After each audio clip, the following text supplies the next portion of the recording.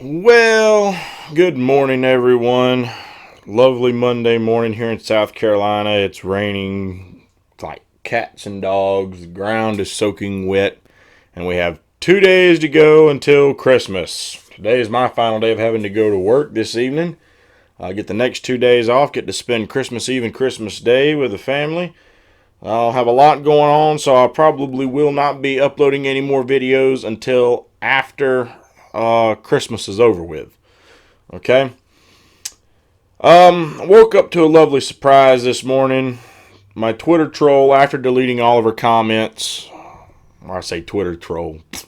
Luckily, she hasn't found my Twitter yet. My YouTube troll, okay, proceeded to start making new comments in my comment section. Absolutely ridiculous. Refused to acknowledge half the points that I would make. Just wanted to focus on her whole Russia thing. Wanted to cite as evidence for her points. She wanted to cite the experts, as she called them. And she's pointing me to CNN.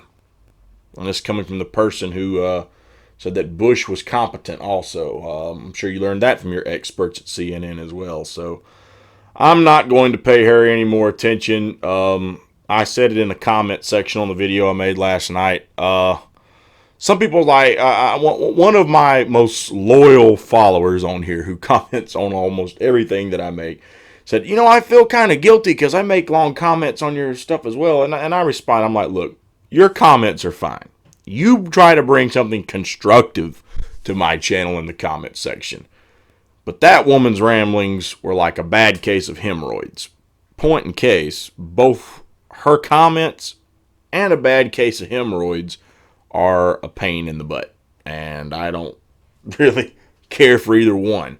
So putting that aside, I think that it is very fitting after the whole video I made last night pertaining to her and my point about just how the Republicans are going to treat this entire thing that's going on with this complete impeachment debacle.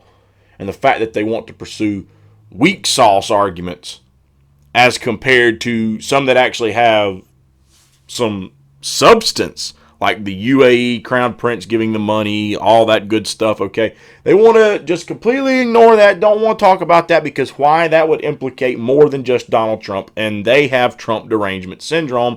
They don't care about anything except for getting Donald Trump completely out of office. That's really all they want, and that's all they care about, okay?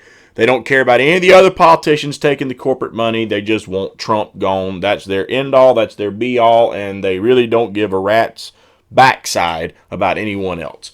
Okay. Now let's look at just what Representative Doug Collins had to say the other day after this whole impeachment debacle what was taking place. Let's hear how he presented his case on this issue, and then we'll discuss. Madam Speaker, a few weeks ago, just off of this floor, I said that a dark cloud was descending upon this body. And today, because of the clock and the calendar, it is closing. It is amazing to me what I just heard from the Majority Leader, that Mr. Schiff and Mr. Nadler presented a compelling case for impeachment. If this is a compelling case for impeachment, I'm not sure why we're here right now. It is not anywhere close to compelling. But you know what is interesting is what I have heard today. The Majority Leader just spoke and said that if the President was given every opportunity to come prove his innocence. I tell you what, Madam Speaker, let me have just a few minutes, stop the clock, and let me go around to the press corps and to everybody here, and I'm going to accuse you of something. You did it. You did it. You did it. You did it. Now prove it's wrong. You did it. Guess what? You don't want to, because deep down you know that that's turning the entire jurisprudence of this country upside down. You're not guilty until you're proven. You're innocent. And today from this floor, we have heard the Majority Leader say this president is guilty and not the other way around. He is innocent, and these come nowhere close to proving it.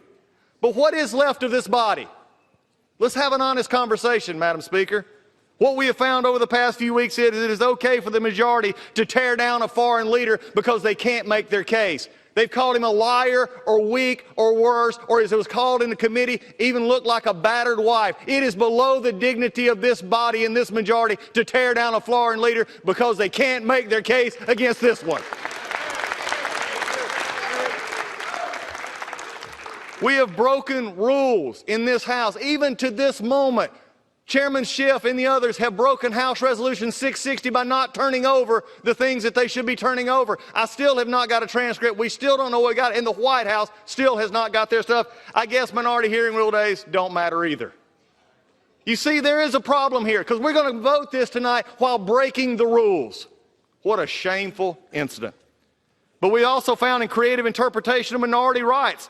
We saw the rise of partisanship because of things that have been done even further. And we've even seen members smeared in reports by drive-by political hacks when they matched numbers of the majority or the ranking member and the members of the press. That ought to concern every one of you as much as it concerns every one of us. Nothing but a drive-by hit. But you know something? This majority leader also just said, wherever law ends, tyranny begins. But I will say this, in this House, wherever the rules are disregarded, chaos and mob rule actually begin, and the majority has taken that to a new level. It has been said today, where is bravery? I'll tell you where bravery is found and courage is found. It's found in this minority who has lived through the last year of nothing but rules being broken, people being put down, questions not being answered, and this majority say, be damned with anything else, we're going to impeach and do whatever we want to do. Why? Because we won an election. I guarantee you, one day you'll be back in the minority, and it ain't going to be that fun. Because when you look at it, when you actually trash the rules of this House, you ought to really look at what did you gain at the end by trashing the institution you claim to love. That's the things we found out so far. But you know, they're really careful of saying, oh, you want to deal in process and process. As I said last night in the Rules Committee where they didn't want to listen, I'll win on process and I will win on facts because we have the truth on our side. Let me remind you that here's what the process actually says. There was no pressure. Look at the call. President Zelensky, President Trump, no pressure. There was no conditionality. There was nothing done to get the aid, and the aid actually came. There were 5 meetings. But when you look at it right now, none of which matter, because right now the dark cloud is descending upon this House. And I am fearful, Madam Speaker. When I look out in that abyss, I don't know what I see, but I tell you what I do see. I see coming off a president who will put his head down even through this sham impeachment, and he will do his job. He will put the American people first. He will tell them that I care about you. He will still put the economy first, and he will make sure this country stands strong. That's what I see in this abyss. That's where we're going. And Madam Speaker, it is with that hope in the future that I recognize right now that I yield 1 minute to the Republican leader of this House, the Republican from California, Mr. McCarthy.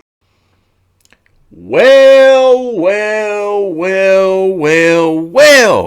If there was only some 6'4", 260-pound bearded redneck guy in Spartanburg, South Carolina, who said that the Republicans would be using this entire thing as a plus to bolster up President Trump as a martyr and help him in his reelection. And I'll be damned if CNN and even their polls don't reflect that his approval ratings have gone up and support for this impeachment went down. Meanwhile, people like my old troll, who I had to address last night and in the beginning of this video, keep saying, oh, but the Russians and the Russians and the Russians and the Russians and the Russians and collusion. We had collusion. Bob Mueller did find collusion, but he didn't actually put it in the report that he found collusion. He didn't find it. That's why it's not in there. And they're using this to help Trump. The Democrats are literally cutting their nose off to spite their face. So if there was only some... Wait a minute. There was a 6'4", 265-pound bearded redneck in Spartanburg, South Carolina. Because he's sitting right here wearing this lovely Christmas t-shirt. See, this guy did predict that was going to happen. Voila! I rest my case. Oh, and again, if you think it's not working, President Trump's approval ratings are, well, they're up again. They're up again. And CNN, those experts my troll wanted to cite earlier, they have been reporting on their poll that shows support for the impeachment went down. And what's his name, Tubin, is in such disbelief. See, I've been talking about how a lot of these polls are rigged. But now Tubin, of course, when people like me said like polls about Tulsi Gabbard and all that were rigged, oh, conspiracy theories, conspiracy theories, conspiracy theories. You've got no evidence to back that up. There's no proof. But when your own poll didn't give the results you wanted, oh, I don't believe that poll. That poll can't be true. No. I don't believe that poll. That poll is fake news. This is playing out just exactly like people like myself predicted, people like Jimmy Dore predicted, people like, Israel at Big Talk, Little Talk predicted.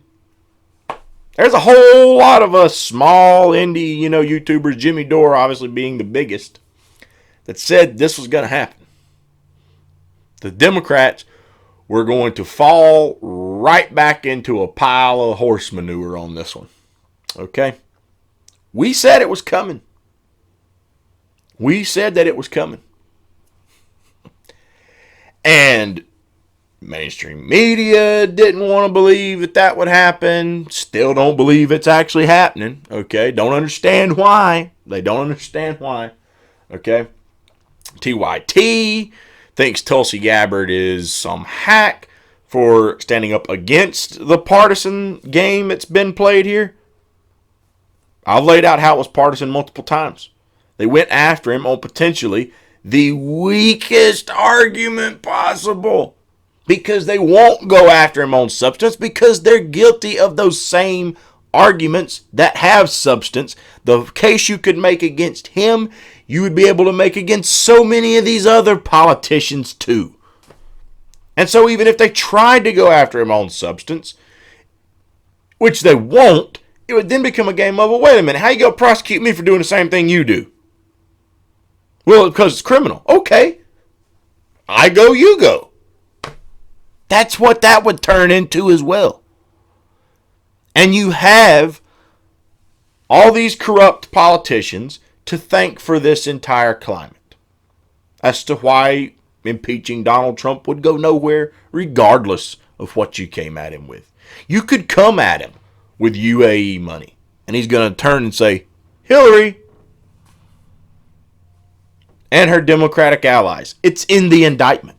Now the Democrats come out and say, but you and your Republicans, Hillary and your Democrats.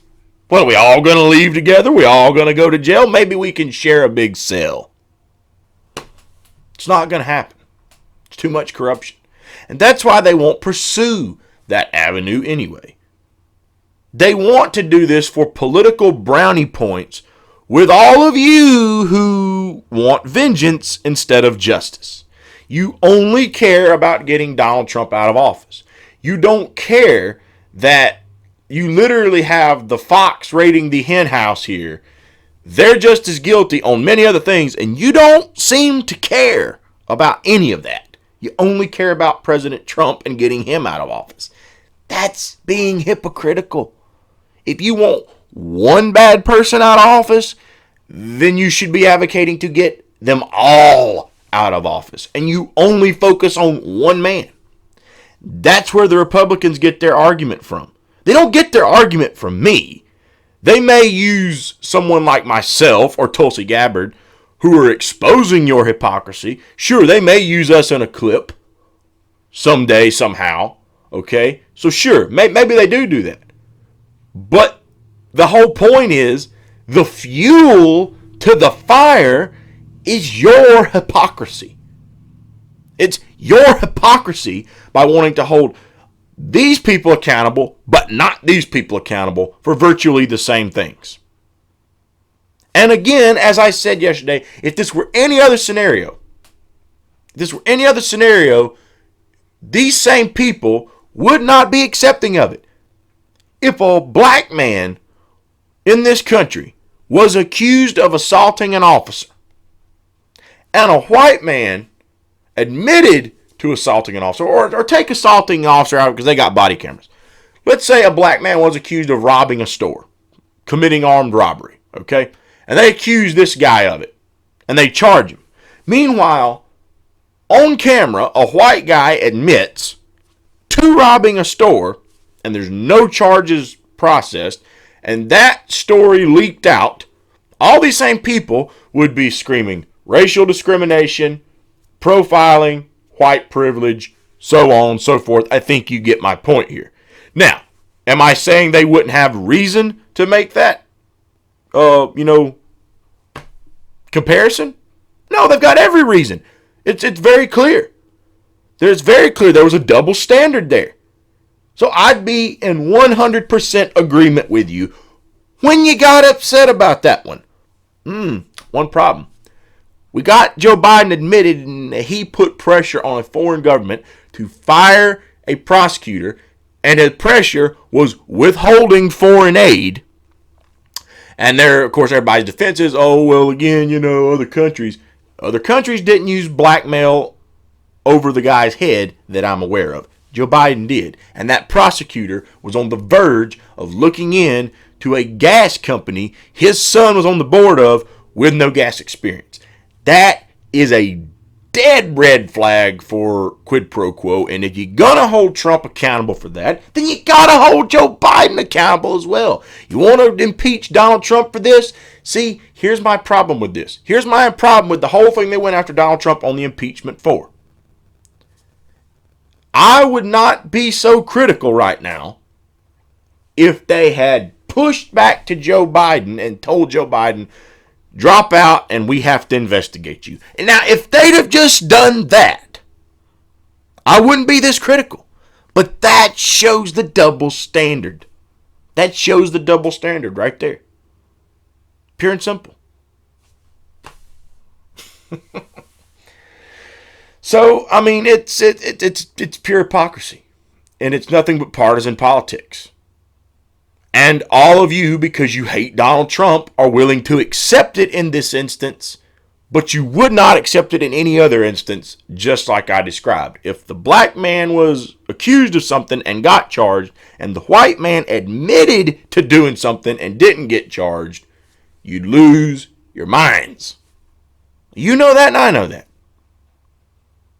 But you won't do it here. It doesn't have to be a black and white thing. How many examples do we need to go through? Okay. If a citizen admitted to doing something, if a citizen was accused of doing something, okay? If a citizen, no matter color, gender, whatever, okay? Take it all out of the equation. You choose who you want to represent this citizen, okay? You make them up in your mind. If they were accused of doing something and got charged, and a cop admitted that he had done the same crime at some point, and it was within statute of limitations, and he didn't get charged, you'd be screaming about that too. But you don't do it here because you only hate Trump and you just want him out of office. That's not justice. And the Republicans are going to continue to stand on this mountain of martyrdom to make their case, screaming from the rooftops that they are being martyrs. It is going to fire their base up. And meanwhile, people who actually want justice to be done, people who want real corruption out of politics, independents like myself and many others, are going to look at all of you hypocrites who clearly only have get rid of Trump on your agenda, and the fact that you keep trying to smear people like us simply because we won't go along with partisan hacky political games, and you smear a candidate who stood on the principles we advocate for, which is fairness and real justice, and you keep smearing them, you're alienating a lot of people. And we won't stand shoulder to shoulder to you when it comes time to go vote, because we don't want to be associated with you. If you get one of your political hacky nominees on that stage to run against Donald Trump in the general election, we won't vote for him. It's not going to happen. You know what's going to happen? Some are going to do just like they did last time. They'll either vote for Trump or they'll vote third party. But they won't go vote for that Democrat, because at this point, people like you have shown that the Democrats are a bunch of corporate hacks that don't have justice in mind. You have vengeance and revenge in mind. And that's not justice by any stretch of the imagination. Justice is holding everyone accountable to the law, not just those you despise. That's discrimination. And that's funny, coming from liberals and progressives who are supposedly such big advocates of not having discrimination around. Seems to me you only don't want discrimination when it's a situation that you think is inappropriate. But if it's a situation where there's discrimination of someone you don't like, you seem to not really care. And that's very hypocritical, and that's why the Republicans will continue to use this argument and this talking point to make their case to the American people and fire their base up. And I said it last night, I'll say it again. If this results in Donald Trump winning a second term in office, take your hand and give yourself a nice, good pat on the back, because you have campaigned to get him reelected completely free of charge. So you should be proud.